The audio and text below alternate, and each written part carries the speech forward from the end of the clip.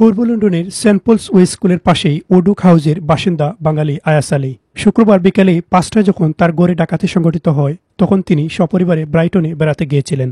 এই সুযোগে ডাকাতরা সামনের দরজা ভেঙে ডাকাতির ঘটনার বিবরণ দেন আয়াস আলী। আমি সকালে 11:30 বাড়াইয়া আমার সারা ফ্যামিলি লইয়া আমার বোনের বাসাত গেছি।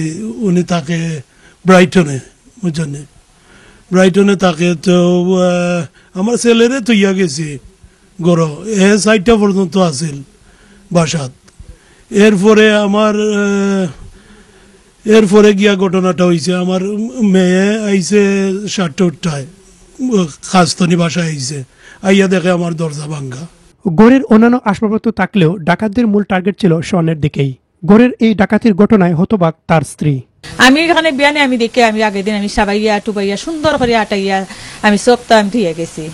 এরপরে দিনে আমার এই ঘটনা ঘটলো, আমি নিজেও বুঝে উঠতাম পারি না। এমন ঘটনা ঘটছে না, আমি জানি না করি, আমি ওগুলা তুইয়া গেছি। আমি নিঃস্বাধীন মতন আমি বাড়াইছি, কোনো আমার ডর নাই ভিতরে। নাহলে আমি অন্য সময় আমি কথা লইয়া যাই, অন্য সময় কোনটা করি, আজকে এখানে আমি করি না। ওখানেও আমার দিলেও আর। পুলিশ প্রাথমিকভাবে এর তদন্ত করছে। আয়াস আলী জানিয়েছেন, এর মাধ্যমে আর্থিকভাবে তার বিশাল ক্ষতি সাধিত হলো। এটি কোনোভাবেই পূরণ করা সম্ভব নয়। আমার ক্ষতি বহুত ভাই, আমার টেকা নিছে, সোনা নিছে প্রায় 30 ভরির মতো, বুঝছেন। এরপরে টেকা নিছে 1,500 পাউন্ড, বুঝছেন। আর সবটা চিত্রাইল পাইছি আইয়া, কাপড় চোপড় ইতা চিত্রাইল। আমার 2 রুম মানে আতাইয়া মানে সাইন্যা গেছে কি।